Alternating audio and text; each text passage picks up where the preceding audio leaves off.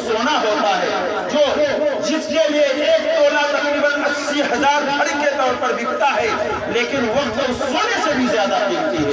اگر آپ للہ فلہ اس وقت کو کامیاب بنانے کی کوشش کریں گے تو انشاءاللہ پھر آپ کا یہاں آنا، چلنا پھرنا، بولنا، ہنسنا، کھانا پینا، جانا سونا سب کامیاب ہے۔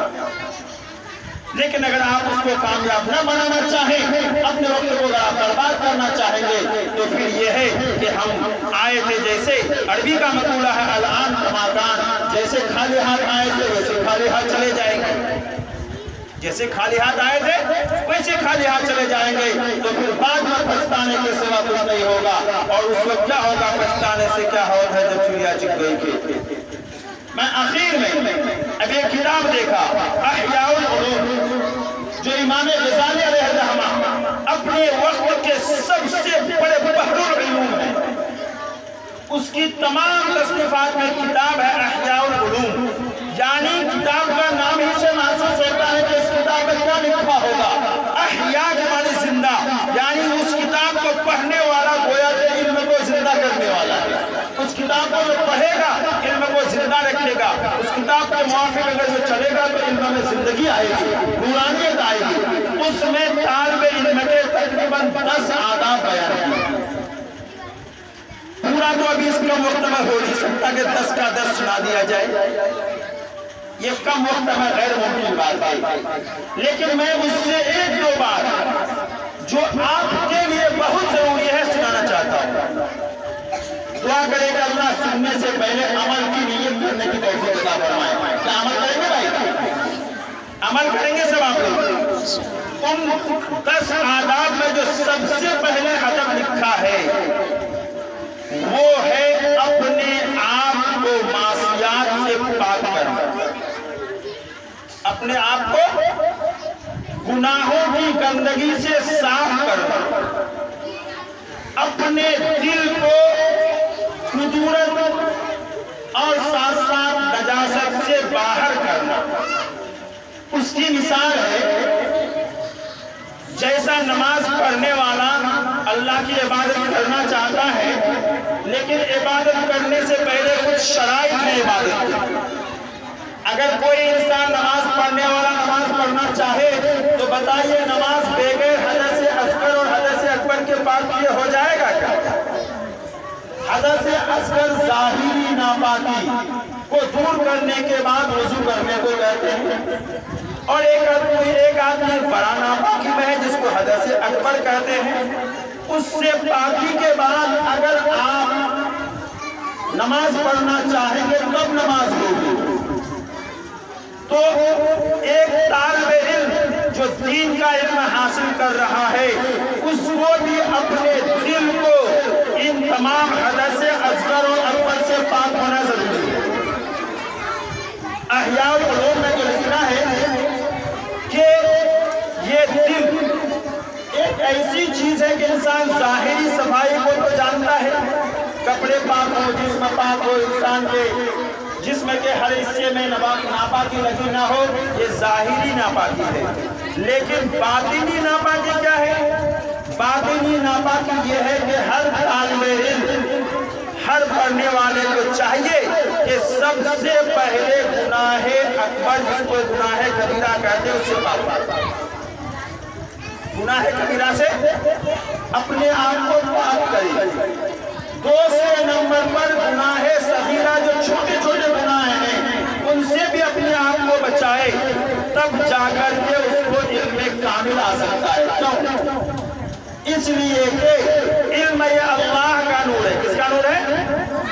علم اللہ کا نور ہے، اور علم اللہ کا نور آسمان سے آتا ہے۔ کہاں سے آتا ہے بھائی؟ آسمان سے آتا ہے، اور لانے والے کا نام کیا ہوتا ہے؟ فرشتہ ہوتا ہے۔ کیا ہوتا ہے؟ ملائک کہتے ہیں اس کو۔ کیا کہتے ہیں؟ ملائکہ، یعنی علوم کو لانے والے ذات کا نام ملائک ہے۔ ایک دوسری حدیث کے حوالے سے میں آپ کو بتاؤں، ایک حدیث پاک میں ہے لا يدخل الملائکۃ بیتا فیہ کلب۔ حدیث ہے، آپ لوگ پڑھے ہوں گے کہ لا يدخل الملائکۃ بیتا فیہ قلب یعنی ملائکہ اس گھر میں داخل نہیں ہوتا جس گھر میں کتے ہو۔ دیکھو احیاء العلوم کی استدلال، امام غزالی بہت بڑے امام ہیں اس نے اس حدیث سے استدلال کیا کہ کتا کیوں نہیں آئے گا جس گھر میں کتا ہوگا، ملائکہ کیوں نہیں آئیں گے؟ اس لیے نہیں آئیں گے کہ کتا جو ہوتا ہے وہ ناپاک ہوتا ہے۔ کتا کے اندر کیا آتی ہے؟ ناپاکی، نجاست ہوتی ہے، خباثت ہوتی ہے۔ کتے کے اندر حسد اور جلن ہوتا ہے۔ آپ دیکھ لیں، ایک کتا کو ایک جگہ کھانا دے دیجیے، دوسری جگہ دوسرے کتا کو دیجیے، نہیں کھائے گا، لڑے گا پہلے دونوں لڑے گا۔ یہ حسد کا مادہ ہوتا ہے کتے میں، اور کتے میں بہت زیادہ پہلپن ہوتا ہے، بے فائدہ بھوکنے کی عادت ہوتی ہے، جلن ہوتا ہے۔ اس لیے اللہ کے فرشتے نورانی ہوتے ہیں، اللہ کے نورانی احکام کو لے کر اس گھر میں نہیں جائے گا جہاں پر کتے ہوں گے۔